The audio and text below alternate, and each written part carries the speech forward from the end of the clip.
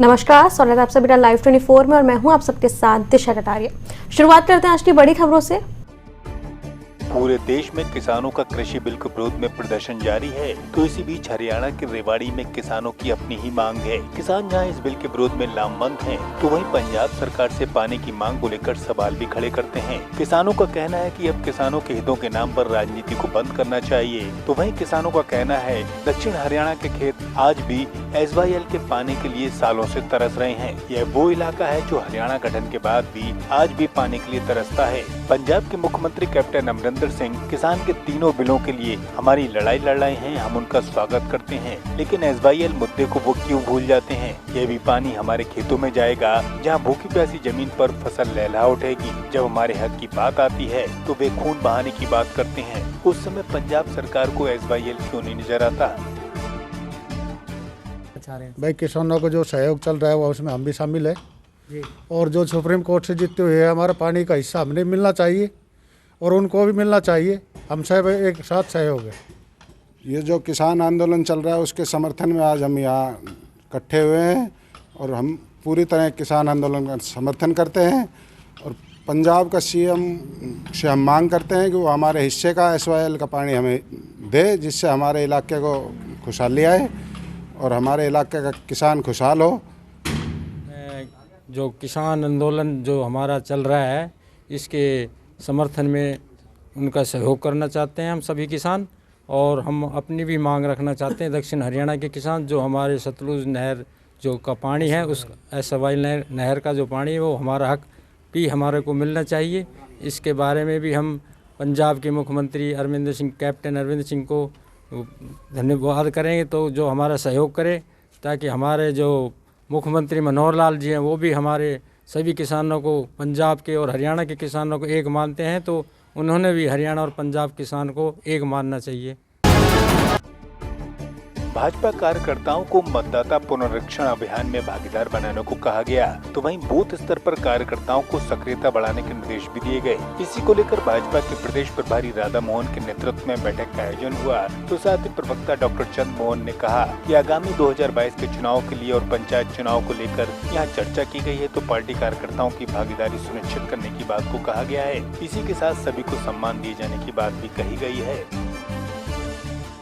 देखिए, उत्तर प्रदेश भारतीय जनता पार्टी के पदाधिकारियों की घोषणा के बाद में ये पहली बैठक थी, और आज इस बैठक में औपचारिक बैठक थी। इसमें माननीय प्रदेश प्रभारी आदरणीय राधा मोहन सिंह जी, राष्ट्रीय उपाध्यक्ष, पूर्व केंद्रीय मंत्री का हमको मार्गदर्शन प्राप्त हुआ। हमारे तीनों जो सह प्रभारी हैं, आदरणीय सत्या जी, आदरणीय सुनील ओझा जी और संजीव चौरसिया जी, हमारे 2 प्रदेश के सह संगठन मंत्री हैं, आदरणीय करमवीर जी और आदरणीय भवानी जी।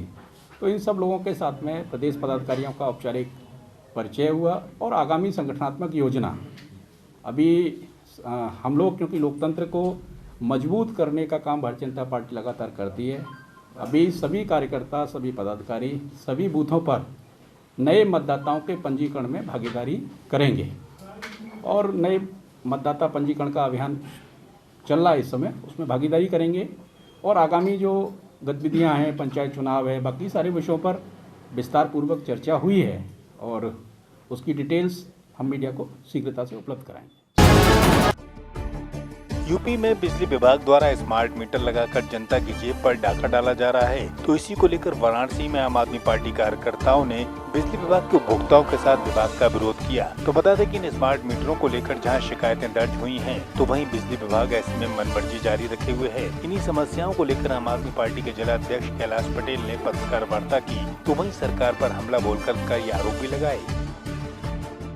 उत्तर प्रदेश के अंदर लुटेरे स्मार्ट विद्युत मीटरों पर हम जो कह रहे हैं, उस पर प्रदेश की 61% जनता ने मुहर लगाई है। इस उपभोक्ताओं द्वारा जो बिजली बिल को लेकर के गड़बड़ी की शिकायतें की जा रही हैं, वह प्रदेश सरकार के पास डाटा उपलब्ध होने के बावजूद उनमें रियायत नहीं कर रही है, वरन भांति भांति विधियों से हथकंडे अपना करके उपभोक्ताओं को परेशान करने की कोशिश की जा रही है। और उत्तर प्रदेश के अंदर सरकार बिजली विभाग के द्वारा यह कहा जा रहा है कि हम चेक मीटर लगाएंगे और चेक मीटर और स्मार्ट मीटर में यदि अंतर पाए जाते हैं उसके विद्युत बिलों में तो 15 दिनों के अंदर 9012 में फोन करके शिकायत दर्ज कराएंगे। उसके पश्चात ही मात्र 3 माह का बिजली बिल संशोधित किया जाएगा। लगातार बुनकरों के द्वारा यह आवाज उठाई जा रही थी, हड़ताल किया गया, आम लोगों के द्वारा किया तो भी सरकार नहीं मान रही है, क्या वजह लगता है आपको? देखिए, हम जो ये समझते हैं, हम जो ये मानते हैं कि हमारे प्रदेश की सरकार वास्तव में अपने दायित्वों के प्रति गंभीर नहीं है और ये हर क्षेत्र में आप देखेंगे जनता की जितनी भी समस्याएं हैं उन समस्याओं को इग्नोर करती है, अवॉइड करती है और मनमाना करने पर उतारू है। हम तो ये कहना चाहेंगे कि ये बिल्कुल निर्लज्ज सरकार है। इसे किसी भी तरह का लाज नहीं है कि जिस बाबत जनता ने हमें विश्वास दिया, हमें वोट देकर के सत्ता में पहुंचाया, हमें इनके खुशहाली के बारे में विचार करना चाहिए।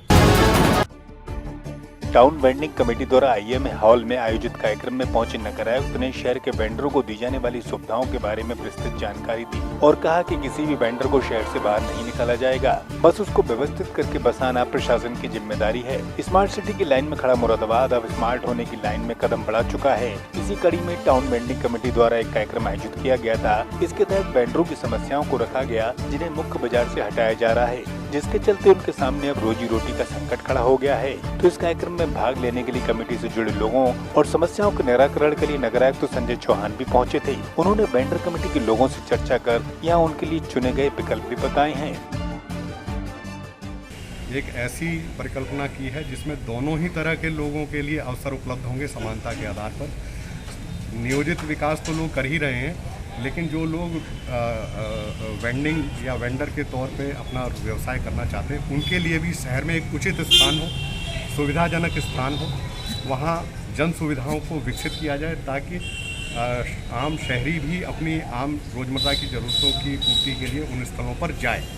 किसी को शहर से शिफ्ट कर देना या किसी तबके को शहर से हटा देना, अगर इस तरीके की विकास की कोई धारणा है तो मेरे विचार से पूरी नहीं है और हम इस धारणा पे काम कर रहे हैं। स्मार्ट सिटी योजना के तहत और निगम की अपनी योजनाओं के तहत भी शहर में सुविधाजनक वेंडिंग जोन्स को विकसित किया जाना है, जिससे जहां एक तरफ वेंडर्स अपने व्यवसाय रोजगार को आसानी से कर पाएंगे, वहीं दूसरी ओर शहर को ट्रैफिक जाम और गंदगी जैसी समस्याओं से भी मुक्ति मिल पाएगी। इसी दृष्टिकोण से आज टाउन वेंडिंग कमेटी के द्वारा ये कार्यक्रम आयोजित किया गया था और मैंने मेरे साथ इस बुलेटिन में इतना ही। देश दुनिया तमाम बड़ी खबरों के लिए देखते रहे Live 24।